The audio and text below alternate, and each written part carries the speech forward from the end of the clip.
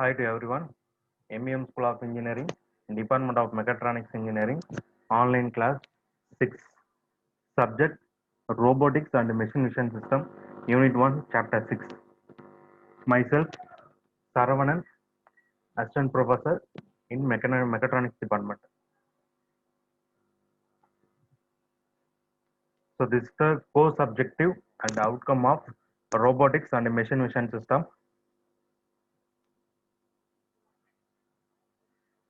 This is the syllabus for Robotics and Machine Vision Systems.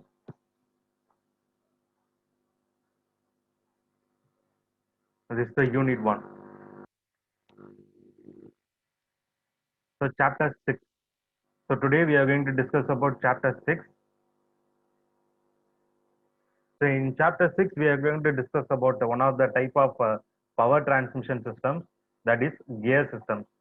So in this unit in this chapter we are going to discuss about what is gear system. So what are the common types and what are the classifications of gear system, like that we are going to discuss, as well as how to calculate velocity ratio and power ratio of the gear system, like that we are going to discuss in the chapter 6. Okay, let's see. Already we discussed power system transmission, that is uh, so power transmission, that is motion transmission done by the two parallel pulleys. Okay, so that is there are two types of power transmission system: rotary to rotary motion, rotary to linear motions, like that we have. So already we discussed that, that is example gear trains, harmonic drives, then types of screw drives, like that we already we seen that. So now we are going to see about gear system. It is one of the example for rotary to rotary motion. So gears are devices that have teeth cut on them at regular intervals for transmitting motion without slipping.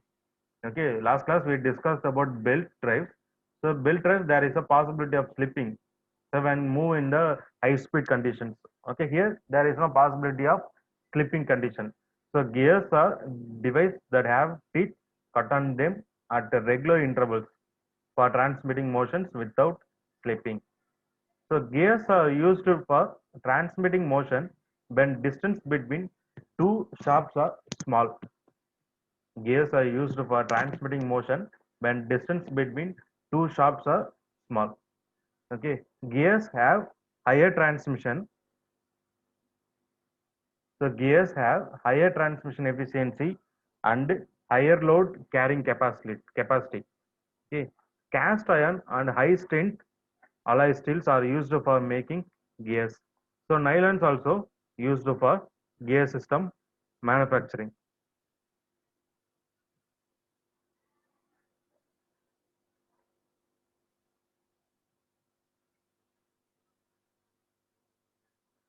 Okay, so first common type is external gear. So external gear means there is a gear system in a particular uh,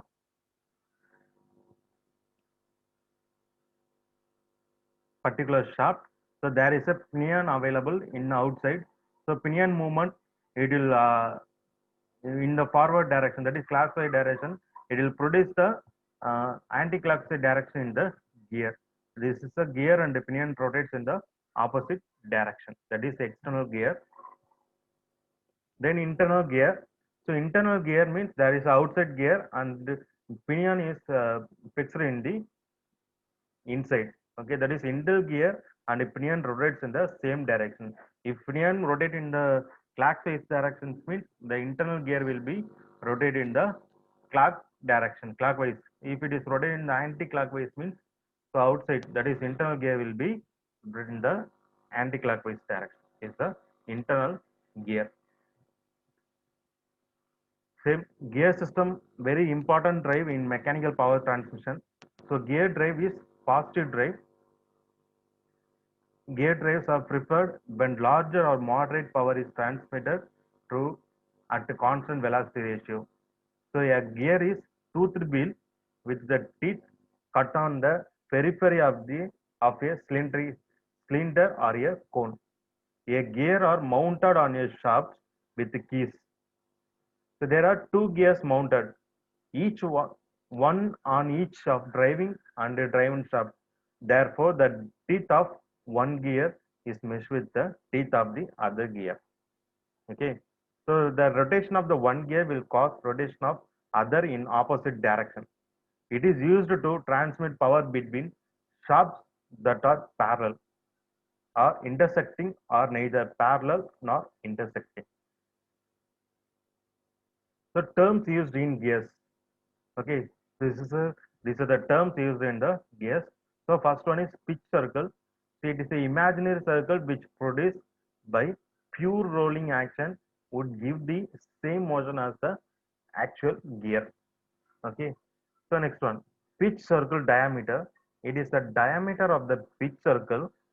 The size of the gear usually specified by the pitch circle diameter. Okay. Next, pressure angle of obliquity. It is an angle between the common normal to the point of contact. C contacts to mating gear teeth, the common tangent at common point between two pitch circles. So next one, circular pitch. It is a distance measured on the circumference of the pitch circle from a point of one tooth to the corresponding point on the next tooth. Okay, this is the form of a circular pitch. P is equal to pi d divided by t. T is the number of teeth. Next, module. It is a ratio of the pitch circle diameter in ratio of the pitch circle diameter in millimeter of number of teeth. That is m is equal to d by t. So this is the first type of spur gauge.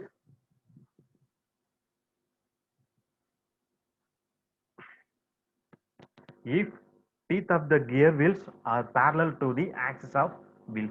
If teeth of the gear wheels are parallel to the axis of wheel, the gears are called spur gears. So teeth of the spur gears are cut on the circumference of the cylindrical discs. Spur gears can transmit higher power because of the contact between the mating gear along in a same line. Okay, so it is used for transmitting power between two shafts when the axis of the driven shafts are parallel and coplanar. So they commonly used in machine tools and automobile gearboxes. This is the spur gears applications. Next one is helical gear. So helical gears are similar to the spur gears, but the teeth are cut in the form of helix around the gear. The teeth are not parallel to the shaft axis.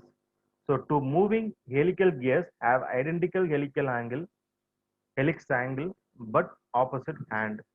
So the helical gears run more smoothly and more quietly at high speeds, and a curvilinear contact of the gear teeth giving the gradual engagement. The main disadvantage of helical gears is that produce the threads on the driven and the driven shafts. Okay, but when double helical gear or herringbone gears are used to connect parallel shafts, produce equal and opposite thrust on each wheel and gets balancing and do not transmit axial threads to the shafts.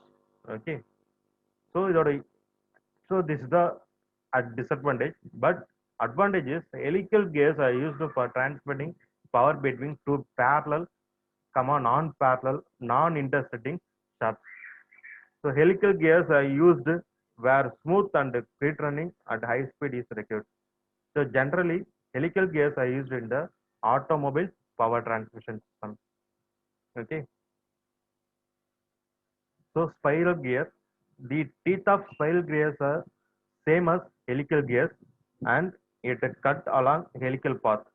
In spiral gear, there is a point contact while curvilinear contact in case of helical gear drive.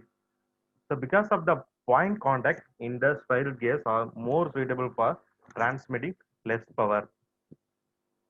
So spiral gears are used to transmit power between two non-parallel or non-intersecting shafts. This is mainly used in the transmit power between two non-parallel or non-intersecting shafts. Bevel gears.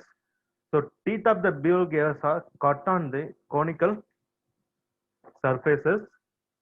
So bevel gears, their teeth are varying in cross section along the tooth width. The axis of two moving gears are inclined in the bevel gear.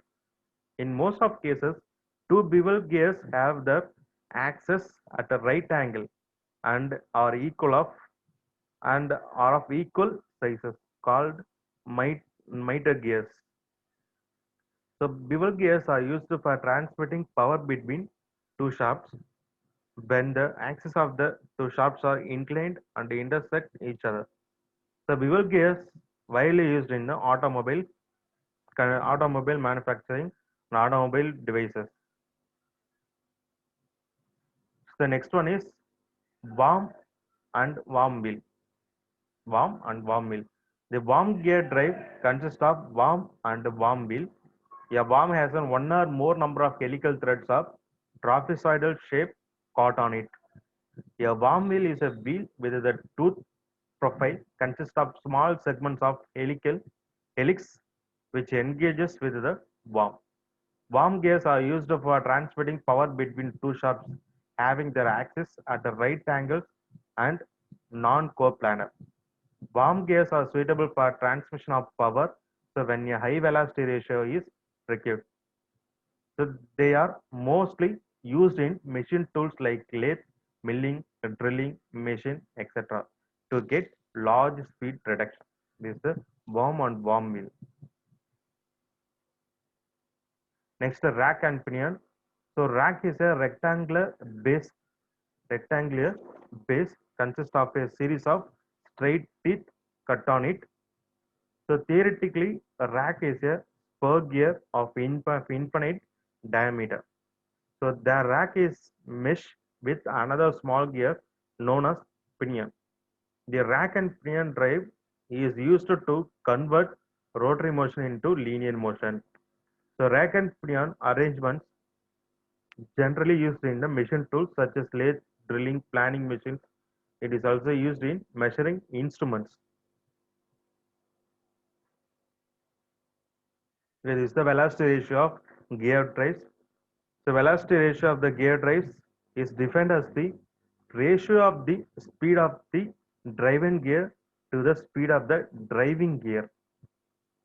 Okay, that is D1 is pitch circle diameter of driving gear, D2 is pitch circle diameter of driven gear. So same as teeth on the driving gear. So N1 is RPM speed revolution per minute of driving gear, N2 is speed of driven gear in RPM. Okay, so we can get the equation from above, that is N1 divided by N2 is equal to D1 divided by D2. It's the velocity ratio of gear drives. The circular pitch for both the matching gears remains same. P is equal to pi D1 divided by T1 pi D2 divided by T2. So that means D2 divided by D2, D1 is equal to T2 divided by T1. So we can get velocity ratio of gear drive will be N1 divided by N2 is equal to D2 divided by D1 is equal to T2 divided by T1. The velocity ratio of the worm and worm wheel is expressed as velocity ratio is equal to RPM of the worm divided by RPM of worm wheel is equal to, so number of teeth on worm wheel divided by number of threads on the worm. Okay, so this is the gear system types. I hope that we all know about the gear systems. That means so in this unit we discussed about what is gear.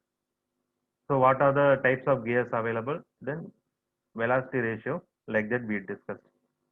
Okay, thank you all. We will see in the next class. Thank you.